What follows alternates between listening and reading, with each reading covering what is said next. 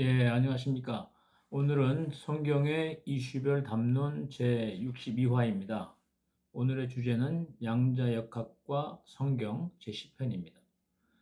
양자역학과 성경 제10편 제목은 양자도약과 단번에 이루어지는 영적 거듭남입니다. 이번 10편은 양자역학의 정점이자 가장 아름다운 개념인 양자도약, 영어로는 퀀텀 리프라고 합니다. 퀀텀 리프를 다룹니다. 에너지가 연속적으로 흐르지 않고 계단을 뛰어넘듯 불연속적으로 도약한다는 이 놀라운 사실을 통해 성도가 겪는 점진적 변화를 넘어선 순간적인 영적 거듭남과 부활의 신비를 풀어봅니다. 현대 물리학이 규명한 원자 내부의 세계는 인류가 상식적으로 믿어왔던 연속성의 법칙을 과감히 깨뜨렸습니다. 원자핵 주위를 도는 전자는 궤도와 궤도 사이의 공간을 부드럽게 흘러가며 이동하지 않습니다. 전자는 에너지를 흡수하거나 방출할 때 중간 과정 없이 중간 지점을 거치지 않고 이 궤도에서 저 궤도로 순간적으로 흔적도 없이 사라졌다가 나타나는 방식으로 이동합니다. 물리학에서는 이를 양자도약, 퀀텀 리프로 부르며 오늘날 이 개념은 완전히 새로운 차원으로 도약하는 대전환을 뜻하는 대명사가 되었습니다. 이 신비로운 물리적 현상은 성경이 선포하는 기독교의 가장 위대한 영적 기적, 즉 인간이 오랜 수련을 통해 서서히 변하는 것이 아니라 하나님이 주권적 은혜로 단번에 새로운 피조물로 이전되는 거듭남, 다른 말은 중생이라고 합니다. 거듭남, 즉 중생과 마침내 맞이할 호련한 부활의 실체를 대변해 줍니다. 1절 성경적 근거입니다. 어둠에서 빛으로의 즉각적 이전과 호련한 변화입니다. 성경은 구원과 부활의 사건이 연속적인 선형적 변화가 아니라 시공간을 뚫고 들어오는 신성한 에너지를 통해 단번에 일어나는 영적 도약임을 분명히 증언합니다. 첫째, 존재의 위치가 순간적으로 이동하는 구원의 도약입니다. 골로새서 1장 13절은 그분께서 우리를 어둠의 권능에서 건져내사 자신이 사랑하는 아들의 왕국으로 옮기셨나이다 라고 선포합니다. 여기서 옮기셨다는 표현은 중간지대의 타협이나 점진적 이동이 아닙니다. 사탄이 지배하는 어둠의 궤도에 머물던 죄인이 예수 그리스도의 십자가 은혜라는 거대한 영적 에너지를 받아 단숨에 중간 과정 없이 단숨에 아들의 나라, 즉 예수 그리스도의 나라죠. 라는 거룩한 궤도로 수직 도약했음을 뜻합니다. 즉 어둠의 세력인 사탄의 세력의 궤도에 있던 그 성도가 그 죄인이에요. 그 당시 죄인이죠. 그런데 그 예수 그리스도의 영적 에너지에 의해서 십자가 은혜라는 영적 에너지에서 그 구원이 되면은 중간과를 쭉 거쳐서 서서히 이동하는 것이 아니고 단번에 수직적으로 아들의 나라, 천국이죠. 천국으로 그 이 궤도, 즉 어둠의 세력 궤도에서 천국의 궤도로 수직 도약을 하는 겁니다. 중간 어디 거쳐서 가는 게 아니고요. 그것을 뜻합니다. 둘째, 종말의 때 일어날 호련한 부활의 도약입니다. 고린도전서 15장 51절과 52절은 보라, 내가 너희에게 한 가지 신비를 보이노니 우리가 다 잠자지 아니하고 마지막 나팔 소리가 날 때 눈 깜빡할 사이에 순식간에 다 변화되리라. 닷발 소리가 나매 죽은 자들이 썩지 아니할 것을 일어나고 우리가 변화되리라. 데살로니가 전서에서도 마찬가지죠. 그래서 죽은 자가 먼저 휴거가 되는 거고 그 다음에 산 자가 휴거가 되지 않습니까? 그가 다 일맥상통하는 것입니다. 이렇게 증언합니다. 전자가 중간 단계를 거치지 않고 순식간에 다른 궤도에 나타나듯 썩을 육신을 입은 성도가 마지막 나팔 소리와 함께 시공간의 물리적 한계를 뛰어넘어 순식간에 후련히 신령한 부활의 몸으로 변화해가지고 순식간에 변하는 겁니다. 뭐 어디 점진적으로 쭉 변하는 게 아니고 순식간에 변화해가지고 신령한 몸으로 부활의 몸으로 변화하여 영적 양자 도약을 이루게 됨을 명시하는 말씀입니다. 2절 신학적으로 해석해 보겠습니다. 단번의 속량과 불가항력적 은혜의 수직 개입입니다. 신학적으로 양자 도약은 오직 하나님이 전적인 주권으로 성취되는 단번의 속량, 영어로는 once for all입니다. 한 번에 되는 것이다. 단번의 속량과 불가항력적 은혜를 이해하는 탁월한 도구가 됩니다. 인본주의 종교들은 인간이 선행을 쌓고 도덕적 수련을 거쳐 점진적으로 신의 경지에 도달할 수 있다고 가르칩니다. 만약 우주가 연속성의 법칙으로만 지어졌다면 인간은 영원히 죄의 궤도를 벗어날 수 없었을 것입니다. 그러나 복음이 말하는 중생, 거듭남이죠. 중생은 인간의 의지나 노력이 쌓여서 도달하는 연속적 결과물이 아닙니다. 그것은 영적 진공 상태를 깨뜨리고 위로부터 임하는 성령의 강력한 에너지가 영혼에 부딪힐 때 죄인이 의인으로 사망에서 생명으로 존재의 지위와 상태가 수직으로 점프하는 도약하는 신비로운 사건입니다. 히브리서가 선포하듯 예수 그리스도께서 십자가에서 단번에 이루신 속량의 에너지는 우리 영적 위치를 영원한 하늘의 보좌 궤도로 단숨에 올려놓는 우주적 양자 도약의 원동력입니다. 히브리서 9장 12절을 보면은 염소와 송아지 피가 아니라 자기 피를 힘입어 단 한 번 거룩한 곳으로 들어가서 우리를 위하여 영원한 구속을 얻으셨느니라 라고 말씀하고 계십니다. 3절 신학자와 사상가의 견해를 보겠습니다. 질적 차이와 순간의 영원성입니다. 덴마크의 사상가이자 신학자인 케르케고르는 인간이 이성적 발전론을 주장한 헤겔의 정반합 이론을 비판하며 신앙의 본질은 양자 도약과 본질적으로 같은 개념인 질적 비약. 케르케고르는 질적 비약이라는 말을 썼는데요. 그것은 퀄리터티브 립이라고 영어로 합니다.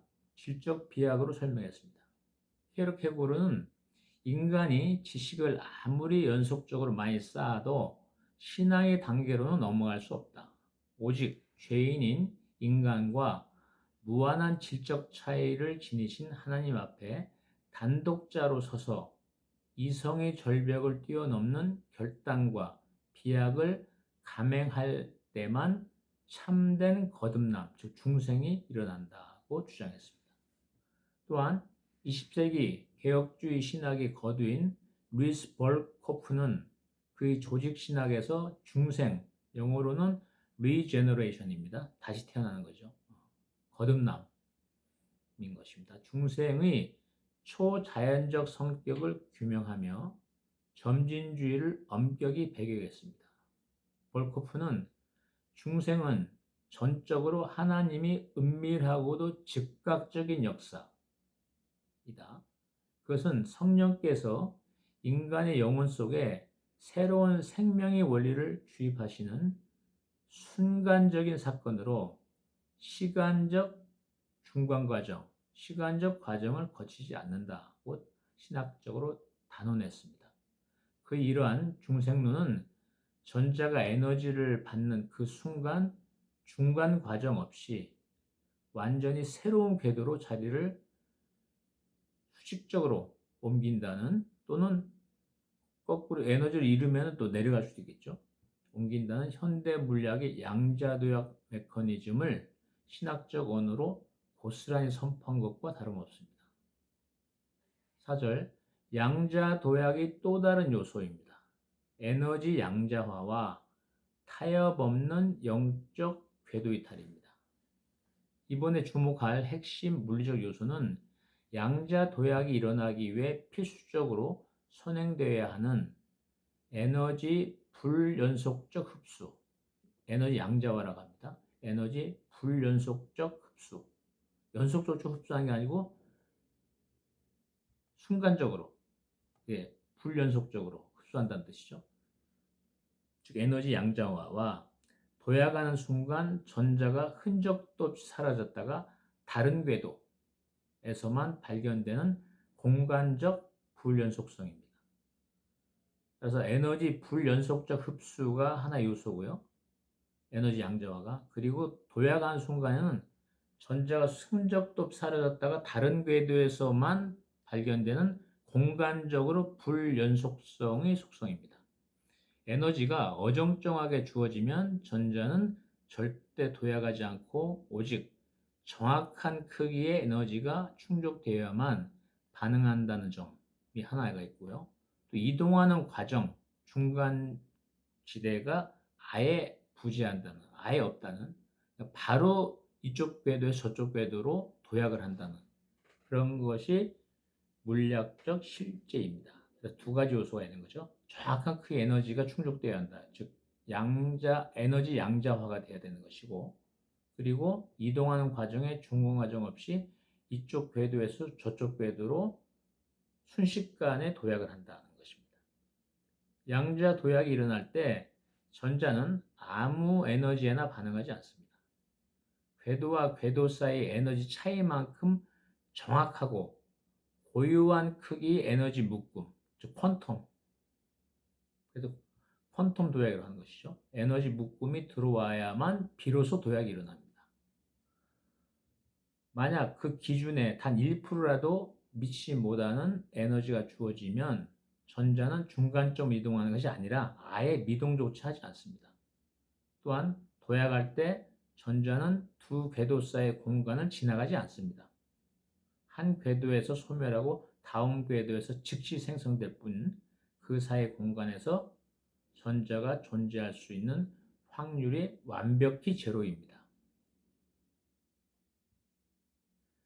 그 정확한 크기의 에너지 묶음, 에너지 양자화가 중요한 것이죠. 그리고 이 궤도 저 궤도 갈 때 중간 과정은 전혀 나타나지 않고 순식간에 궤도로 도약을 하는 겁니다. 이 물리적 속성은 성경이 선포하는 타협 없는 거룩한 분리, 그리고 세상과 하나님 나라 사이의 중간지대, 어정쩡한 회색지대란 존재할 수 없다는 영적 단호함을 대변하는 완벽한 통찰을 제공합니다. 성경적 근거를 보겠습니다. 차지도 덮지 않은 상태의 거부와 좁은 문의 결단입니다. 성경은 영적 도약과 변화에 있어서 어정쩡한 중간 상태나 타협적인 태도를 용납하지 않으며 오직 완전한 복음의 에너지 앞에 단호한 지위적 전환을 이룰 것을 요구합니다. 첫째, 중간지대를 통렬히 거부하시는 주님의 음성입니다. 요한계시록 3장 16절은 내가 이같이 미지근하여 뜨겁지도 아니하고 차지도 아니하니 내 입에서 너희를 토하여 버리리라고 경고하십니다. 전자가 정확한 양의 에너지를 받지 못해 미지근한 상태에 머물려 할 때 궤도 이동이 아예 불가능한 것처럼 신앙의 세계에서도 세상과 하나님 나라 사이에 양다리를 걸치는 중간지대에 머무는 미지근한 상태는 존재할 수 없음을 찌르는 말씀입니다. 둘째, 중간 과정이 없는 두 개의 문과 두 개의 길입니다.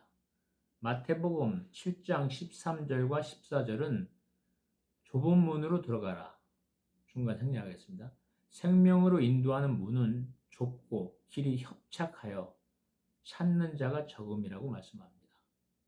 성경은 넓은 길에서 좁은 길로 서서히 경사로를 따라 이동하는 제3의 길을 제시하지 않습니다. 넓은 궤도에서 좁은 생명의 궤도로 옮겨가는 것은 문을 통과하는 순간적인 선택이자 영적 도약의 사건입니다. 신학적으로 해석해 보겠습니다. 전적 타락의 극복과 회색지대 없는 성도의 거룩한 분리입니다. 신학적으로 이 요소는 인간이 전적 타락을 깨트리는 복음의 절대성과 성도의 존재론적 거룩, 성화의 시작이죠. 거룩을 깊이 있게 풀어냅니다. 개혁주의 신학은 인간이 스스로 힘으로 조금씩 선해져서 하나님께 나아갈 수 없다고 봅니다. 죄인의 상태에서 의인의 상태로 도약하기 위해서는 인간이 세상적 에너지가 아닌 오직 예수 그리스도의 보혈이라는 하늘의 고유하고 완벽한 영적 양자 에너지가 영혼에 부딪혀야만 합니다. 또한 전자가 이동할 때 두 궤도 사이의 공간을 통과하지 않듯 신학적으로 죄와 의, 빛과 어둠 사이에는 중간지대가 없습니다. 성령으로 말미암아 양자 도약을 이룬 성도는 세상에 속해 있으나 동시에 세상과 완전히 분리된 하늘의 궤도를 걷는 자들입니다. 세상의 가치관과 타협하며 중간 영역에 안주하려는 영적 나태함을 깨트리고 오직 하나님의 말씀이라는 완전한 에너지에만 반응하여 존재의 궤도를 완전히 이탈하는 것. 어둠이 세력의 궤도에서 빛이 나라, 천국이죠. 천국의 궤도로 순식간에 도약하는 것입니다. 이렇게 존재의 궤도를 완전히 도약하는 것. 그것이 바로 성경이 말하는 참된 거룩의 메커니즘입니다. 신학자와 사상가의 견해를 보도록 하겠습니다.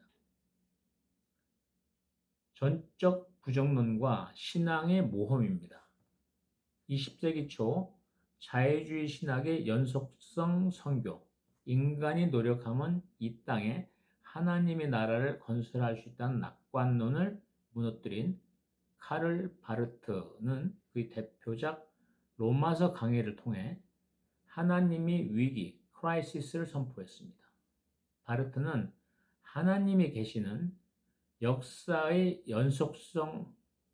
연속선상에서 피어난 꽃이 아니다. 즉, 연속선상 위에서 피어난 꽃이 절대 아니다. 그것은 역사라는 수평선 위에 수직으로 내리치는 번개와 같다고 선언했습니다. 쭉 연속성으로 피어난 꽃이 아니고 순간적으로 내리친 번개와 같다는 것이죠. 그는 인간이 문화와 종교적 노력이 쌓여서 하나님께 닿으려는 시도를 중간지대의 우상숭배로 규정하고 철저히 부정했는데 이는 오직 규정된 에너지, 정확한 에너지, 즉 에너지 양자화죠. 오직 규정된 에너지를 통해서만 불연속적으로 도약하는 양자 물리학적 속성과 깊은 신학적 유대를 가집니다. 또한 미국의 기독교 윤리학자이자 신학자인 라인홀드 니버는 인간 사회의 도덕적 한계를 지적하며 영적 결단의 불연속성을 강조했습니다. 니버는 인간은 집단 속에서 끊임없이 타협하고 회색지대를 만들려 하지만 하나님의 절대적 요청 앞에서는 오직 전적인 순종이냐 전적인 거부냐의 선택만 남는다고 보았습니다. 성도가 세상의 거대한 중력, 죄의 궤도죠. 중력에서 꼼짝없이 이탈을 못하는 성도가 세상의 거대한 중력, 죄의 궤도를 뚫고 하나님의 궤도, 하나의 통치를 따르기 위해서는 적당한 타협이 아니라 자신의 전 실존을 걸고 영적 궤도를 바꾸려는, 즉 죄의 궤도에서 의의 궤도로, 어둠의 궤도에서 빛의 궤도로 바꾸려는 불연속적인 신앙의 모험, 도약이 필요하다는 통찰입니다. 결론을 한번 지어보겠습니다. 현대 과학은 물질이 가장 깊은 곳에서 연속성의 법칙이 깨어지고 순간적으로 존재가 도약하는 양자 도약의 신비를 발견했습니다. 성도 여러분, 우리 구원과 변화가 바로 이와 같습니다. 우리는 세상의 가치관처럼 조금씩 착해져서 구원에 이르는 것이 아닙니다. 십자가의 보혈과 성령의 강력한 에너지가 내 영혼에 임할 때 우리는 어둠에서 빛으로, 사망에서 생명으로 단숨에, 점진적으로가 아닙니다, 단숨에 도약하는 구원의 기적을 경험합니다. 내 삶이 아무리 낮은 궤도에서 맴돌지라도 주님의 은혜가 임하면 우리는 호련히 하늘의 영광스러운 궤도로 도약하게 될 것입니다. 양자역학의 놀라운 비밀은 전자가 궤도로 옮길 때 어정쩡한 중간지대는 절대 머물지 않고 흔적도 없이 사라졌다가 새로운 궤도, 어둠의 궤도에서 빛의 궤도로, 사망의 궤도에서 생명의 궤도로 즉시 나타난다는 것입니다. 이쪽 궤도에서, 즉 전에 어둡고 사망의 궤도가 갑자기 없어지는 거죠. 그리고 빛과 생명의 궤도에서 갑자기 나타나는 것입니다. 성도 여러분, 우리 신앙생활에도 회색 지대는 없습니다. 세상의 가치관을 적당히 묻힌 채 미지근하게 머물러서는 결코 하늘의 권능을 경험할 수 없습니다. 오직 십자가라는 완전한 복음 에너지, 정확한 복음 에너지, 정확한 에너지 양이 있어야 되지 않습니까? 도약을 위해서. 그 십자가 보혈이라는 완벽한 복음 에너지, 또 정확한 양이죠. 받아 죄의 궤도를 미련 없이 이탈하여 하나님의 거룩한 궤도로 당당히 도약하는 진짜 그리스도인이 되어야 되겠습니다. 다음은 성경 이슈별 담론 제63화 양자역학과 성경 제11편에서 뵙겠습니다. 아멘.